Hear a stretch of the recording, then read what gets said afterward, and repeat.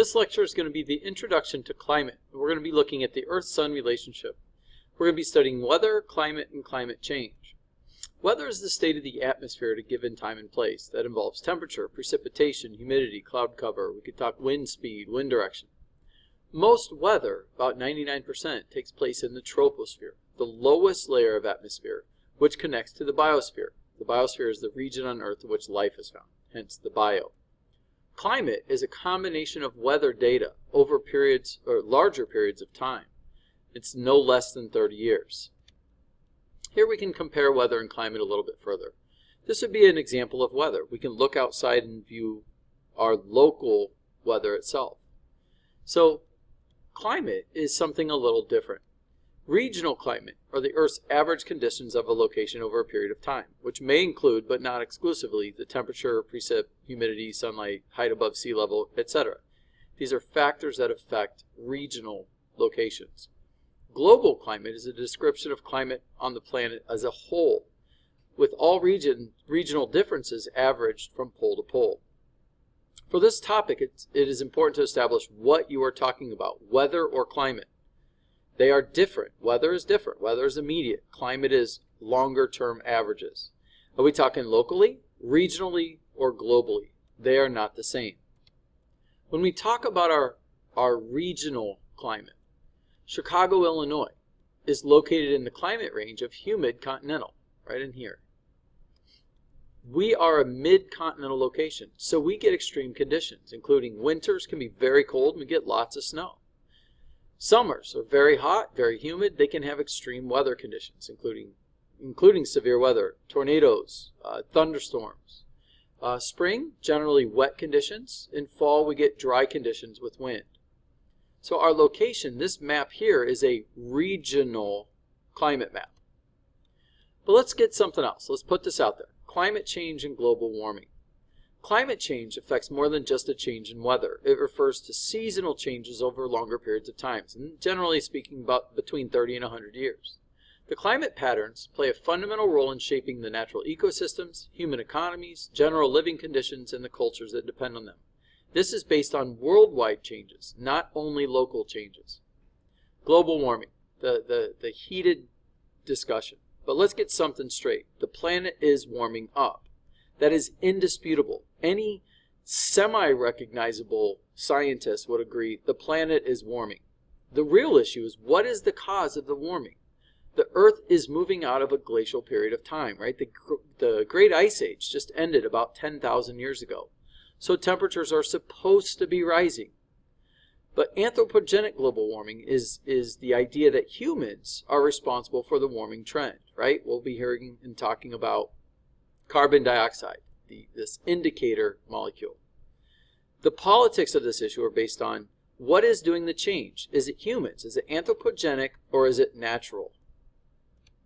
So let's look at the Earth, and let's start talking about the sun. Our sun drives heat and temperatures on Earth's surface. It also provides energy for photosynthesis, where plants use sunlight energy and carbon dioxide gas to create glucose, right, sugars, and oxygen. The Earth's axial tilt of 23.5 degrees leads to some interesting consequences, including an imbalance of the heating at different locations of the Earth's surface. Locations that receive the most direct sunlight energy have the greatest temperatures and longer daylight hours. So if I look at the Earth's orbit around the sun, the Earth is moving. It is rotating. It is rotating around an internal axis. It is revolving around the sun. Rotation, the Earth rotates around an internal axis. This leads to day and night. The side facing the sun is daytime, the facing away is nighttime. Revolution. Earth revolves around the sun. It's an external axis. Because the Earth has an axial tilt of 23.5 degrees, different locations of Earth receive different amounts of direct sunlight. Here's a picture I drew, and I want you to see this. If sunlight is coming from this way, I have one half of it lit up, the other half would be in darkness. But I've got different seasons, so I'm going to apply this picture here to this page right here. If you look here, if I follow the red arrows, this red line is saying that the Tropic of Cancer is getting the most direct sunlight. So we could say the northern hemisphere is experiencing summer. right? It's getting the most direct sunlight at the Tropic of Cancer. Whereas on this side, the Tropic of Capricorn is getting the most direct sunlight. So the southern hemisphere is experiencing summer. Therefore, the northern hemisphere is experiencing winter. Notice that when one hemisphere is experiencing one season, the other hemisphere is experiencing the opposite. So as it goes from summer to winter, it passes by fall. This picture here would be an equinox. This red line would be aligned up with the equator, and this red line is located with this equator. This is the spring equinox. This would be the fall or the autumn equinox. It's simply a consequence of the moving Earth. So solstices. There are two solstices for our local area, December 21st and June 21st, where the Earth receives more or less sunlight during daylight hours at different angles of insolation. Equinoxes. There are two equinoxes, March 21st and September 23rd, in which our local area receives an equal amounts of sunlight, right? The entire Earth. During an equinox, the Earth receives sunlight for the same amount of time, 12 hours of daylight and 12 hours of darkness. Energy from the sun is not spread evenly over the Earth. One pole of hemisphere is always dark, receiving no solar radiation at all. On the daylight side, only the point directly under the sun receives the full intensity of solar radiation. From the equator to the poles, the sun's rays meet Earth at smaller and smaller angles, and the light gets spread over a larger and larger surface. And these are what we're seeing in these red lines. That if I have, this would be a picture of an equinox. This is what we just passed through, our fall equinox. The equator, it's directly over 0 degrees. It's getting the most direct sunlight. But as I move away from the equator, I want you to pay attention to these red lines. That same amount of heat energy is distributed over a larger geographic area. So if I take the same amount of sunlight and increase the surface area in which it's affecting, there are going to be cooler average temperatures at either pole. Incoming sunlight. The more direct the angle, the sunlight angle, the more power in watts an area receives. In the picture, closer to the sunlight angle of 90 degrees receives more energy per unit area. Notice, Tropic of Cancer here is going to be receiving very direct sunlight. It's going to have a greater amount of energy. This energy is distributed over a smaller area. Whereas somewhere where we find closer to a pole, the sun is what we're going to call an oblique angle. It's reaching the Earth at an oblique angle. That sunlight is going to be spread out over a greater area. If it divides over a greater area, it's going to have less intensity. Therefore, it's going to be less heat. They're going to be cooler. So the relative sun angle for 40 degrees north latitude, this is close to our location, right? We're 42 north. So we can treat this the same way.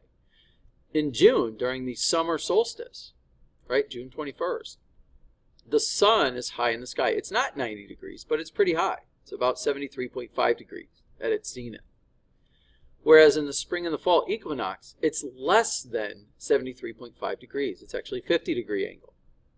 And in winter, it's only 26.5 degrees. It's very, very low. So we would see this if we kind of map the arc or the trajectory of the way we view the sun.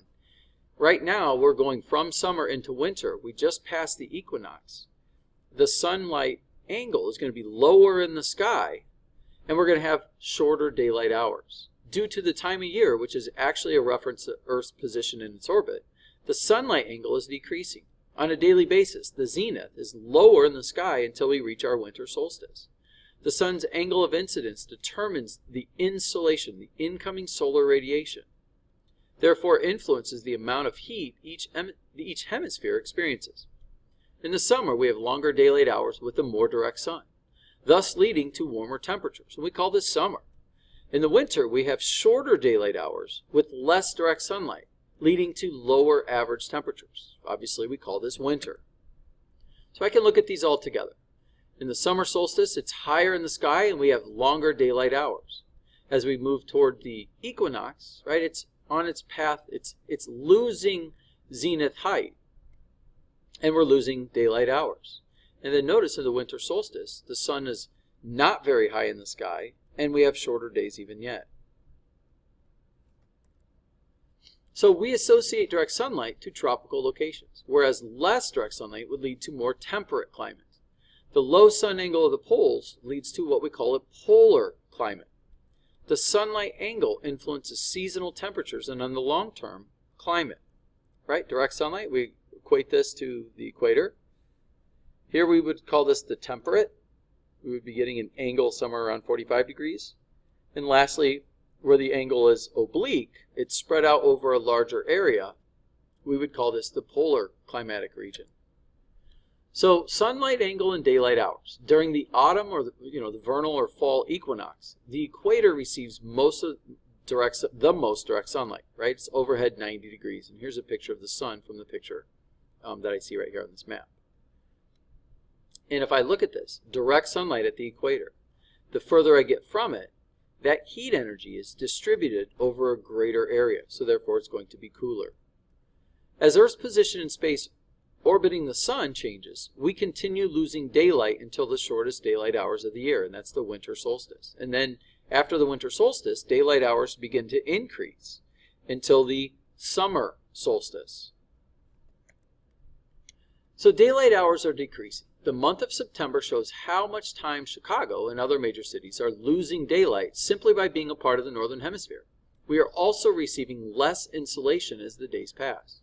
So if I look at Chicago, the change in sunrise and sunset times just in the month of September. Notice, the change in sunrise time is roughly 30 minutes, later in the morning, yet 50 minutes earlier in the evening.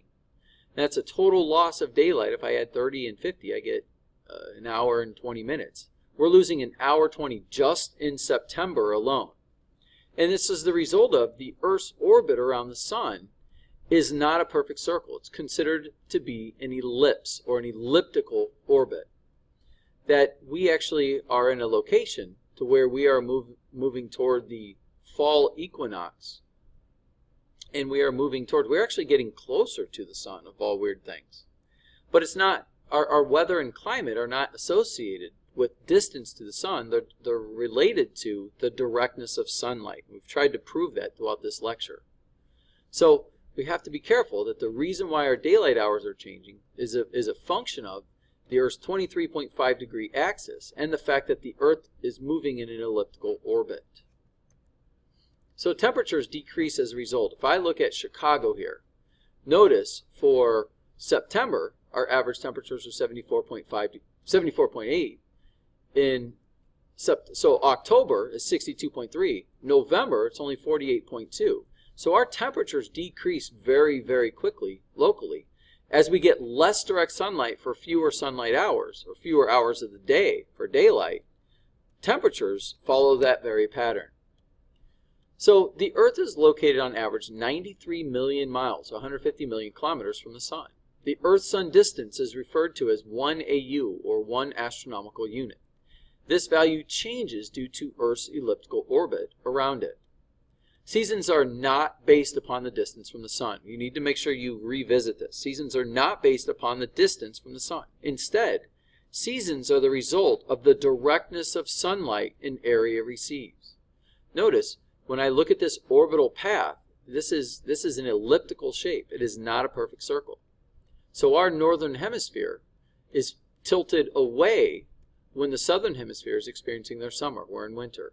And as it continues through its path, the northern hemisphere is tilted towards the sun during the northern hemisphere summer. And therefore the southern hemisphere is tilted away. Therefore the southern hemisphere is experiencing winter. So is it irony, right? Is this ironic? When the Earth is closest to the sun, called perihelion, the northern hemisphere is in its winter. When the Earth is furthest from the sun, called aphelion, the northern hemisphere is in its summer season. Remember, just like the slide before said, seasons, in this case what we're looking at, seasons are not based on the closeness to the sun. Instead, they're based on the amount of direct sunlight that a hemisphere is receiving. And we can call this the heat budget. That the Earth is receiving sunlight And some of that heat is being trapped in. If it was balanced, we would say that the greenhouse gases are trapping some of that heat, and that's a good thing. And the greenhouse effect is something we will be studying even further as we continue moving. There you have it.